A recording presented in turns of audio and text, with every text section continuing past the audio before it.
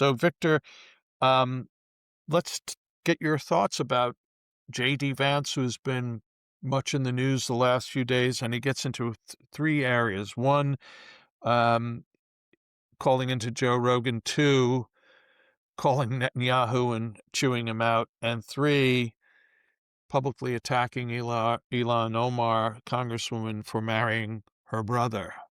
Your thoughts on what Vance is doing and on these things in particular? Well, he's doing what the traditional job description of a vice president is. It's to go out, take flack. Remember Spiro Agnew, nattering nabobs of negativity, um, Negativism, I think. negativism. Yeah. Yeah, whatever. And so that's what he's supposed to do. He's supposed to shield the president and take the flack and detour his enemies. And this was a multifaceted uh, week. So with Joe Rogan, people should remember Joe Rogan endorsed Donald Trump on the last day of the campaign. So he wasn't interested, and he had voted for Bernie Sanders in the primary of 2020. So and he was part of the entourage with RFK and Dana White and Tulsi, all those people at Madison Square Garden. So he's I, he's apolitical in one sense, but I would say that his heart is socially conservative, but maybe left wing politically. Victor, I don't think everybody knows essentially what he said. Yes, what he said was two things. One, that he was disappointed that the supporters of Donald Trump were either unintelligent or uninformed, and they were dorks. And two, um, he said that I'm going to get this straight, not Joe Biden, but Hillary Clinton and Barack Obama had secured the border and done a better job on immigration. And that's what J.D. Vance then called him. And he was quite right about that, J.D., and said, those are factually incorrect. You know, Donald Trump inherited 12 million in illegal aliens, and he has zero. On some months, he has zero entrants. Neither Barack Obama nor what Hillary Clinton said she was going to do, nor Bill Clinton ever had zero. Both of them eventually supported mass-scale amnesties, the Dreamers, whatever you want to call them. Trump did not. And then more importantly, Trump deported more criminals than either one of them. It's true that before Trump's second term, Barack Obama deported more, but they counted people who were turned away at the border as deportations. And that wasn't so in Trump's cases, in every case at least. And then he addressed the dorks. And I don't know, that I thought that was when he said they're unintelligent and uninformed. There's been a lot of studies that show that people who watch, say, Fox News know more about world events than CNN. It just that Rush Limbaugh used to quote that data all the time, and talk radio in particular. And I think, when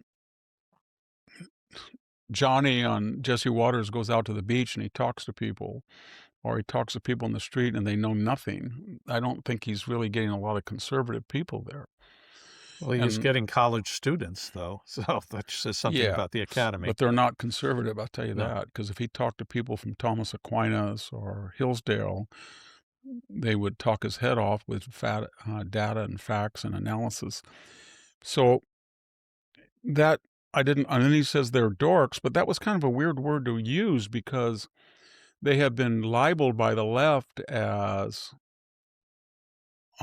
chumps. I'm going to say Biden called them chumps, garbage, dregs. Obama called them clingers with their guns and religion. Hillary called them deplorables and irredeemables. Those are all epithet.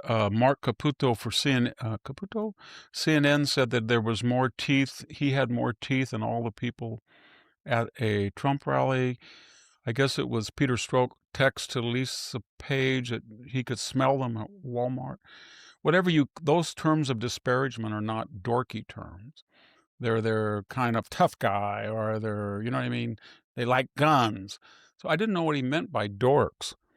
Is that kind of like nerds or something? You could use when I see and when I hear these people on the left, if I wanted to be a stereotypical, if I was searching for a stereotypical characterization, I'd say they had spaghetti arms and nasal voices, or they sounded like they were an NPR. Mhm. And if you listen to talk radio and the guy is for Trump, it's, "Hey, everybody, I want to tell you."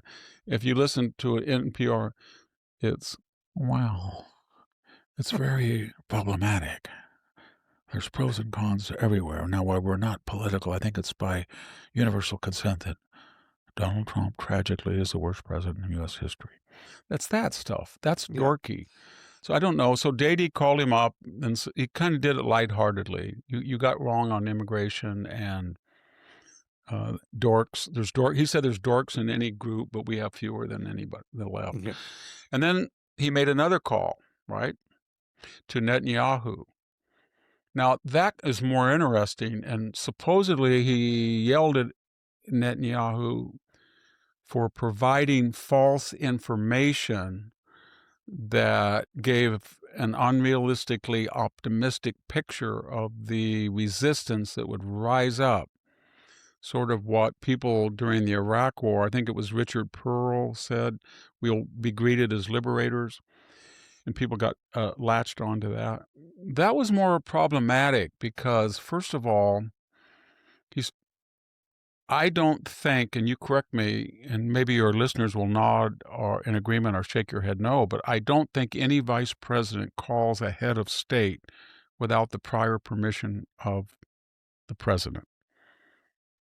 So when he called Netanyahu and blamed him, it almost echoed what Trump inadvertently said about Pete Hegseth. He said he's the one that really wanted to go in. And that suggests to me that Trump feels like he thought it was going to be a 3-week rather than, I think it'll be a 6-week. We're going into week 4, and 6 weeks, could be 6 weeks. And he regrets that length of it. I'm not sure that he regrets going in there. I think it's been a spectacularly, on the military side, we can get into that. Absolutely wonderful. But the politics of it, the explanation of it, I think needs work. I don't Excuse make me, it. Victor. We have Venezuela, and you have the bombing in Iran last year, so it gives this impression of Yes, I things are think what done he immediately says, and clean. what he needs to say is this, just in a parentheses. He said, "I didn't say I was against war or conflict. I said I was against endless, forever wars." And I'm talking about 20 years in Afghanistan and 10 in Iraq and the 9-month bombing on and off of Libya by Obama. And so when I came in, I wasn't going to say no war because our enemies would take that as Chamberlain-like appeasement and they would take advantage of it. So I had certain rules, opportunistic rules, that I would use mostly, if not exclusively, air power. And I would take out existential threats like Soleimani, who was the architect of anti-American terrorism. And I wanted to get rid of Baghdadi, who had killed Westerners and beheaded them, and then I wanted to bomb ISIS. And I did all of that quickly and abruptly. And then we were attacked by the Wagner Group. I told my field commanders to reply disproportionately and wipe them out. I think they killed over 200 of them. All of those were not forever. They were one-off. Then I was elected again, and I followed my campaign promises. I went in to Iraq and to Iran in 26 hours of mission, and I bombed the nuclear facilities at 3 sites, and then it was a one-off. I said, "Make Iran great, we'll negotiate." And then I went and got Maduro. We lost no U.S. soldiers. We had some serious wounded, but again, it was one. Now I'm in a much more formidable situation. None of those scenarios involve the specter of intercontinental ballistic missiles, massive drone fleets, terrorist proxies, nuclear weapons. And so I'm going to try to abide by my no forever war. And going in there for 6 weeks, if that's what it takes, is not forever. and I'm going to try to avoid the use of ground troops. Marco Rubio said he wasn't going to use them if possible. And so that's what he needs to say. It's not going to be 9 months or 7 months or 8 months like Obama did with Libya. So he needs to say that. And then he needs to reiterate what he said on March 1st and March 20th. He said we had certain agendas, and that was to get rid of the nuclear threat. He needs to get the fissionable material if he can get it. The ballistic missile and drone threat, he's working on that. The proxy subsidies to Houthis, Hezbollah, and Hamas, I think he's pretty much will finish that. And then to stop the anti-American killing and terrorism of Iran and as a threat to the stability of the Middle East. And I think he's empowered not just Israel, but vis-a-vis the Gulf states. They will be armed. They will rearm very quickly to the degree haven't lost any of their offensive capabilities, and Iran has. And then regime change, and he can say, he never said, I'm going to go in there and throw out the government. He said, help is coming. Sometimes in moods of enthusiasm, he said, we're going to get rid of this guy or that guy. And he just needs to say, ideally, the threat will end when the regime is gone. And I have tried to do my best within the confines of not engaging in a forever war to empower the resistance. And I think the destruction that we and the Israeli Air Force have done to Iran will help that cause. Maybe not now, maybe in a month, but eventually it has weakened that regime internally, and that was one of my agendas. And I would like to see regime change, but that is not why we are fighting this war. And that's all he has to say.